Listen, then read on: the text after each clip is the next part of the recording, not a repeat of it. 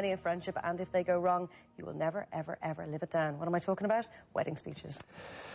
Well, all might not be lost, though. Derek Carter says that he can turn you from a quivering mess into public speaking perfection, and we're going to recruit some Ireland AM viewers who'll be learning how to deliver the perfect wedding speech. But first, let's take a look at a not-so-perfect speech. Ah, great, the speeches. Pray silence for the best man.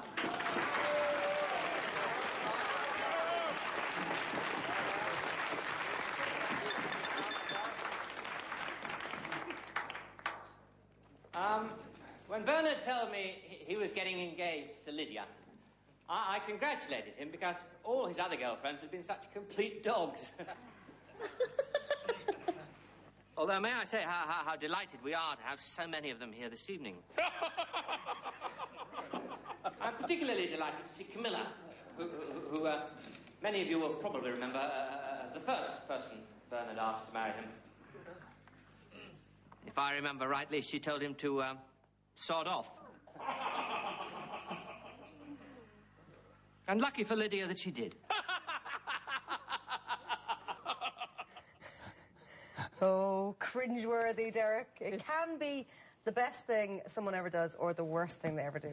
You're right, it's kind of sink or swim, you know. I suppose there is a bit of a myth that people are born into being able to public speak or to do this kind of thing, but I do kind of believe that it's something you can learn.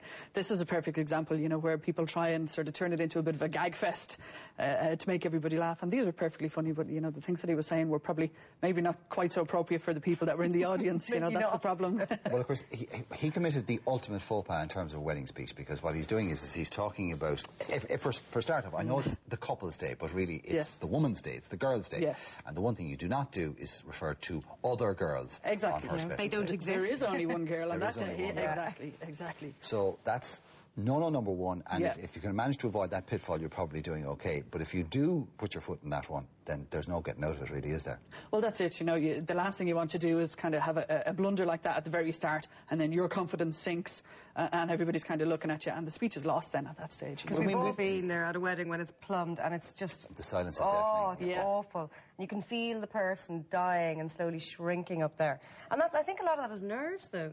People don't take that into account. They've got it all ready to go, and nerves kick in, and everything just goes shuts down. And this is the thing, you know, everybody experiences nerves in exactly the same way, you know, even seasoned kind of speakers or presenters and everything like that still feel these nerves, but it's just that they've learned the methods to cope with them and to still actually be able to do the speech or to, you know, make the presentation or whatever it might be. Okay, we're obviously mentioning other women on the ladies' big day is probably the number one. Indeed. Forget that. Other no-nos. Apart from the kind of the really big ones, you know, particularly when we come to weddings, you know, with fellas, the best men and things like that, a lot of bravado and kind of egging each other on, you know, apart from the really big ones like making lewd jokes or things like that, or having too many drinks beforehand in the hopes of really relaxing, it's not a help. I suppose the main crimes that I would talk people through in terms of making a speech is that people, when they're nervous, they have an inclination to try and rush through it. I'll be okay if I just kind of hurry, you know, and, you know, that's really a sign of nerves, and people need to get over that, and the only way to get over that is to practice a lot. Another one really is when people are reading, they've prepared the speech ahead of time, and they just look down and read the speech, and they kind of think, if I just shut out the outside world, everything will be okay. Yes, it's not real if I just keep looking at my notes.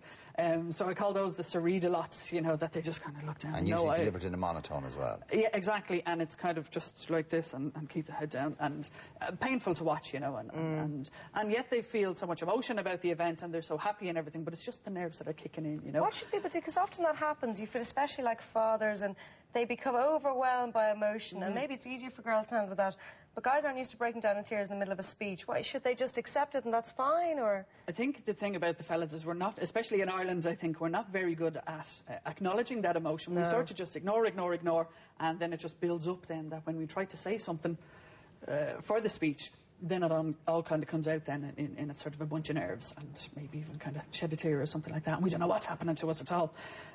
So, you know, there's the head down to try and ignore that. There's, you know, speeding through it. There's fiddling. You know, when we're nervous, we have an awful habit of, whether it's jingle jangle with the change in the pocket, or especially with microphones at a wedding, it's kind of messing with the cable. And the amount of what I would, and I don't mean this rudely, right, but the amount of ordinary punters, people who are not used to microphones and PA systems, who seem to become, I don't know, bewitched by them, either terrified or they become mesmerised. They don't know quite what to do with it. And they either mumble or they...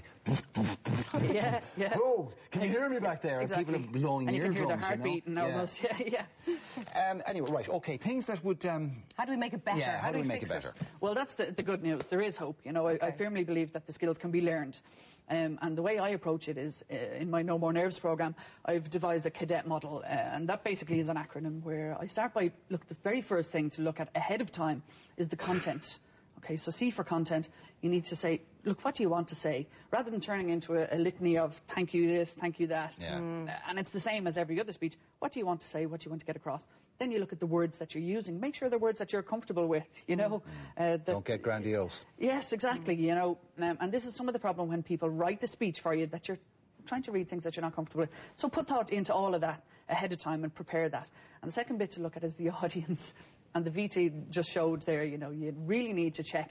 And if you don't know, talk to Grannies, the bride. kids. You know, the priest's going to be there often, you know. So you check the audience for how familiar are you with them, how many of them will there be. How many of them will know what you're actually talking about? Because, see, a lot of wedding speeches can be too in-jokes. Too personal, And practice. That's it, absolutely. Rehearse. Okay. Absolutely, ahead of time and out loud. Okay, you've made it all sound very simple, very easy. And for those who can do it, it's a breeze. It's not a bother. We take it for granted. But, you know, 99% it can make or break a wedding, though. It really can. Especially if it's been videoed. Okay, well now, have you got a wedding coming up, and are you petrified about your speech? Well, maybe your whole wedding party is as well, and family and friends. So what we're going to do is we're going to look to recruit people that Derek will coach from start to finish, and then indeed we'll be there on the big day to see how it helped, or indeed if it helped you, wow your guests with your oratorical skills. So if you'd like Derek to help you, you can write to us at No More Nerves, Ireland AM, TV3, Westgate, I beg your pardon, Business Park, Ballymount Open 24, or indeed you can email us at irelandm@tv3.ie, and we will vet you thoroughly. There'll be people clamouring for that, I tell you. We'll be looking for the worst ones in this instance, and then we'll hand them over to Derek's Tender Mercies, and we'll see what happens. Derek, thanks very much. We'll see you again.